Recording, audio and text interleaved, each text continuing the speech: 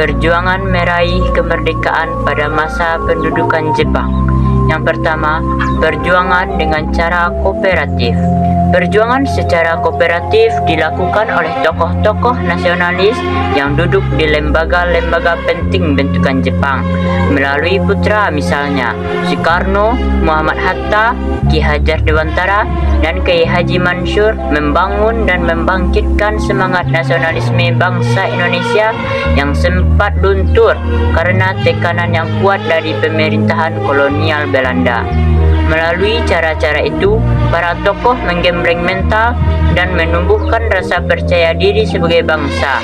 Berbagai kesatuan pemuda yang berhasil dibentuk Jepang seperti Seinendan atau Barisan Pemuda, Teibadan atau Barisan Pembantu Polisi, dan Fujikai atau Barisan Wanita dimanfaatkan untuk aktif menggerakkan kesadaran serta membangkitkan perasaan nasionalisme di kalangan rakyat.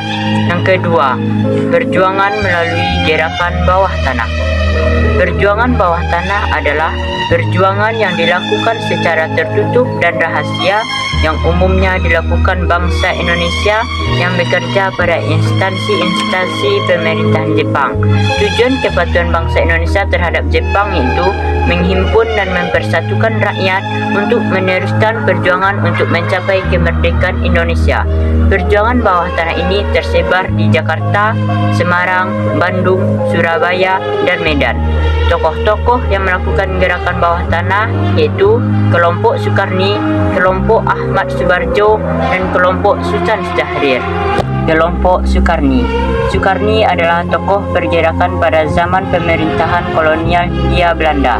Pada masa pendudukan Jepang, ia bersama Muhammad Yamin bekerja di Sendenbu atau Barisan Propaganda Jepang.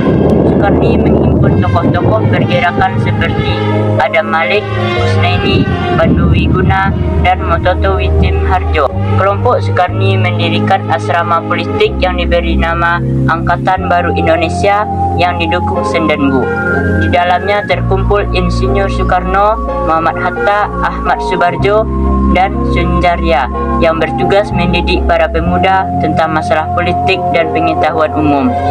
Kelompok Ahmad Subarjo. Pada masa pendudukan Jepang, Ahmad Subarjo menjabat sebagai Kepala Biro Riset Kaigon Bukanfu atau Kantor Penghubung Angkatan Laut di Jakarta. Ahmad Subarjo mendirikan asrama pemuda yang bernama Asrama Indonesia Merdeka. Di tempat itu, mereka memberikan pelajaran-pelajaran guna menanamkan semangat nasionalisme di kalangan pemuda Indonesia. Kelompok Sultan Syahrir. Sementara Soekarno dan Hatta menjalin kerjasama dengan Jepang, Syahrir membangun jaringan gerakan bawah tanah anti-fasis. Menurut Sultan Syahrir, kaum pergerakan mesti menyiapkan diri untuk merebut kemerdekaan di saat yang tepat. Simpul-simpul jaringan gerakan bawah tanah kelompok Syahrir adalah kader-kader PNI baru yang tetap memutuskan pergerakan serta kader-kader muda, yakni para mahasiswa progresif. Ketika mendengar dari radio bahwa Jepang menyerah kepada pasukan sekutu, Syahrir yang didukung oleh pemuda mendesak Soekarno dan Hatta untuk memproklamasikan kemerdekaan pada 15 Agustus 1945. Menurut Soekarno dan Hatta, proklamasi harus sesuai prosedur, yaitu melalui keputusan Panitia Persiapan Kemerdekaan Indonesia atau PPKI yang merupakan badan bentukan Jepang. Kelompok Pemuda. Kelompok pemuda diberikan tawaran oleh Jepang yaitu propaganda yang menarik melalui kursus-kursus dan lembaga-lembaga yang sudah ada sejak zaman penjajahan Belanda sebagai alat yang ampuh guna menjalankan kepentingan Jepang.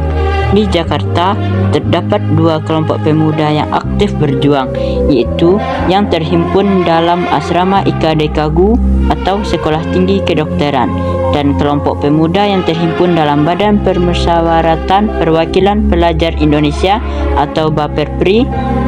Kelompok pemuda menyadari bahwa imperialisme Jepang tidak ada bedanya dengan imperialisme Barat.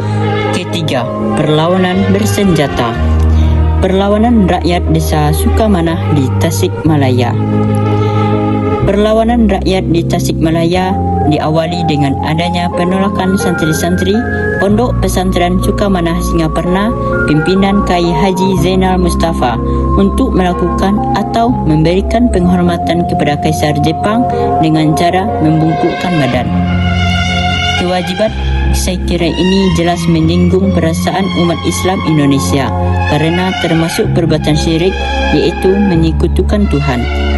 Pada 25 Februari 1944, Kyai Haji Zainal Mustafa memimpin para santrinya untuk melakukan perlawanan.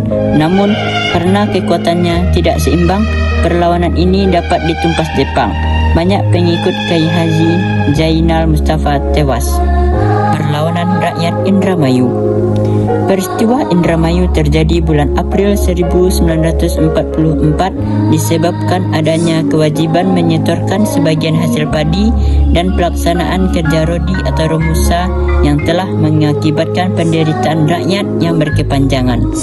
Pada April 1944, mereka melakukan perlawanan di Karangampel. Karena sifatnya spontan, perlawanan ini mudah dihentikan oleh tentara Jepang.